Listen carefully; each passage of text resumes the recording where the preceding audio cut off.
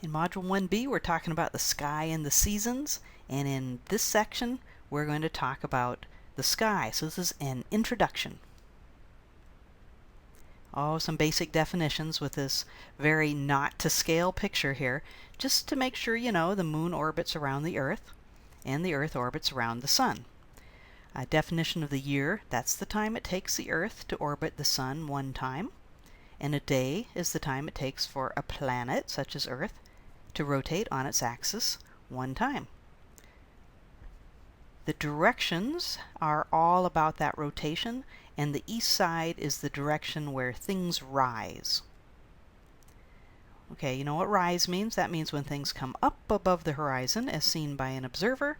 And another word that you may have heard is the zenith. That's the point directly over your head wherever you happen to be on the planet.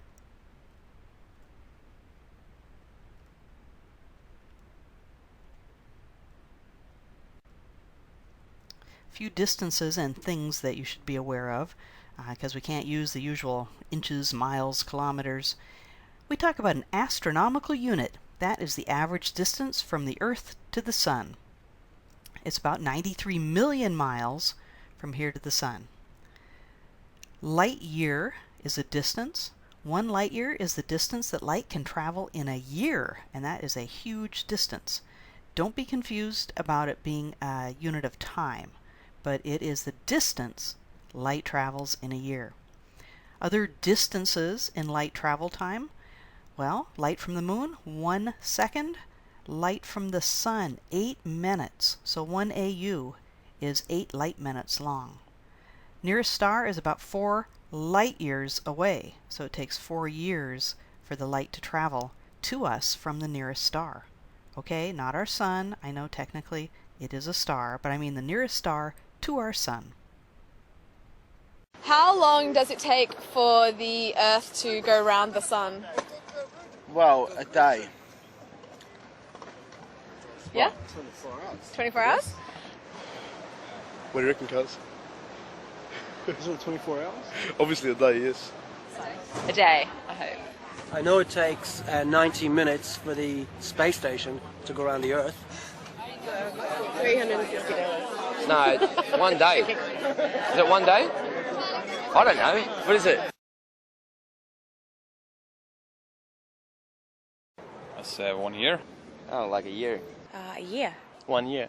12 months. 12 months? 365. 365. 365. 365. 365 days. Yeah, I'd agree with that. 365. It's somewhere between that. It's not quite precise, is it? 365 and a bit days. It's nearly 300. It's 365.25. 5 1/4 days. Hey, the Earth doesn't take 1 day to get around the sun. It takes like a year. Now you're going to think I'm being picky about this, but we need to be specific about what's rotation and what is revolution. The Earth's rotation is what causes all daily motion, the rising and setting of the sun and everything else. The rotation is its motion around the axis that goes from the North Pole to the South Pole. So far, so good. But there's a similar word, revolution, and that's for an object orbiting around something else. So the Earth revolves around the sun. Here's some examples. You're frequently going to hear something like a planet rotates around a star. But it's not really a full rotation. It is going around it, but it's not rotating on its axis. So you should say a planet revolves around a star. You can get around it by saying the planet orbits around the star, and then there would be no objections at all.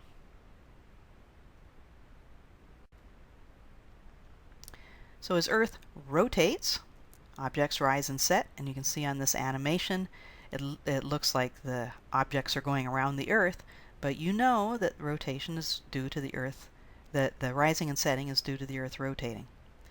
Notice up in the north side there's a star that never sets. That's a circumpolar star, and there's one that's at the south, near the south celestial pole, and that one never rises. The gray area is the horizon of that observer, so he can't see anything below the horizon. Now you see that star set in the west, then he can't see it until it rises again in the east. This is the rotation, and you notice that because he is not at the North Pole, that horizon, the gray horizon, is tilted compared to the rising and setting. In fact, when the star rises, it doesn't go straight up. It rises at a slant. And for an observer in the north hemisphere, the northern hemisphere, like our yellow person there, the stars are rising and they swing not overhead, but they swing towards the south a little bit as they rise. The apparent motions of the stars in the night sky depend on your position on the Earth's surface. At a northern temperate latitude, the stars rise in the east and set in the west, and they travel on slanting paths across the sky.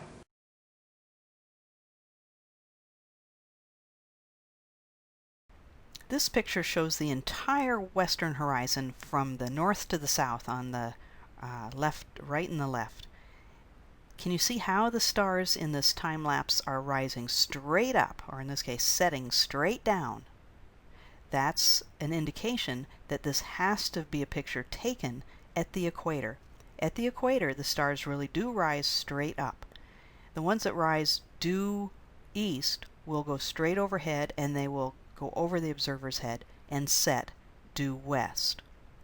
Notice the sort of curvature that you see on the left and the right. The stars really do go around the North Star and where the South Star would be, the North and South celestial poles that we'll talk about more in the next unit. So with the rising and setting motions, at the equator they rise straight up. In the northern hemisphere they slant to the south. And if you were actually at the North Pole, the objects would go around and around the North Star, never rising or setting. Some stars are visible throughout the night as they orbit the North Celestial Pole. They are called circumpolar stars. If you were positioned at the Earth's equator, stars would appear to rise directly out of the east and set directly into the west. The North Celestial Pole would be down on the horizon. That represents the region around which the stars are rotating in the night sky. If you move to the pole of the Earth, the North Pole of the Earth, the North Celestial Pole will be directly overhead. Imagine yourself standing on the top of a spinning top, staring upwards. All of the stars would be circumpolar. Those near the horizon would be orbiting parallel to the horizon. And all stars would appear to circuit around the North Celestial Pole or the star Polaris, which would be directly above your head. These are two objects, and it's a picture taken in the northern hemisphere, and you see from the time-lapse part the direction of the slant. And the slant is from the left to the right. You're in the northern hemisphere. Is this looking east or west? Well, let's think. If you're looking east, that's where things rise. And in the northern hemisphere, when they rise, they swing to the south. So they have to swing to the right. That's not what's going on here. So this is not rising. It's not looking to the east. Well, does it work for the west? If we're looking to the west, as they set, they should swing down towards the north.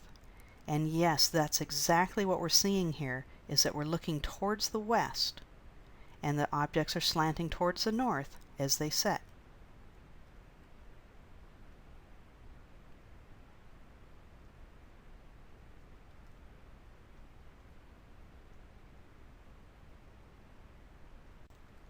This picture of the sky shows Saturn, the Moon, Mercury, and a line drawn across the sky called the ecliptic. The ecliptic is the sun's path across the sky, and it turns out the planets and the moon are always near the ecliptic. Here the ecliptic plane is shown. The ecliptic plane is defined by Earth's orbit, so you can think about Earth going around the sun, or you can think about being on Earth looking toward the sun and seeing where it moves against the background stars.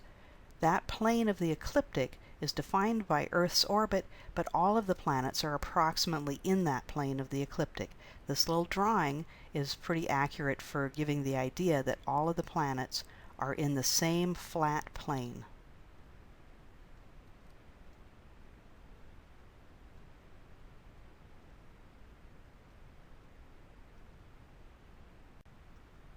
As Earth orbits around the Sun, we keep getting a different view of the Sun against different background stars. So because of Earth's motion, the Sun is seen to move across the background stars. That's the Sun moving on the ecliptic, and the constellations that it goes through are the zodiac constellations that you see labeled in this picture. Because our solar system is flat, the only place that we see the planets are also near the ecliptic. The ecliptic, Sun's path across the stars, it's due to the Earth orbiting around the Sun, so obviously the Sun comes back to the same place 1 year later. The ecliptic is centered right in the zodiac constellations. They take up a lot of room, but the zodiac goes right down the center. So the Sun is always in a zodiac constellation, and the planets are always near the ecliptic, and the zodiac constellations were actually given significance because the location of the planets always in those constellations. There is one other constellation, Ophiuchus, one of the constellations that actually the Sun and planets might go through, but that's not one of these official zodiac constellations. It's just that the constellations don't have even little boundaries, and Ophiuchus overlapped, and there are actually some people who were born when the Sun was in that constellation. In summary, Module 1B, Part 1, the Sky Introduction, we've learned that at different latitudes you'll see the stars rise differently. In the northern hemisphere they will rise at a slant, swinging towards the south, unless you're at the North Pole, in which case they will move around the sky, never rising or setting. At the equator they would rise straight up. We also learned about other sky motions, and we are going to go on and talk about the celestial sphere and talk more specifically about the North Celestial Pole and where the ecliptic is on the sky.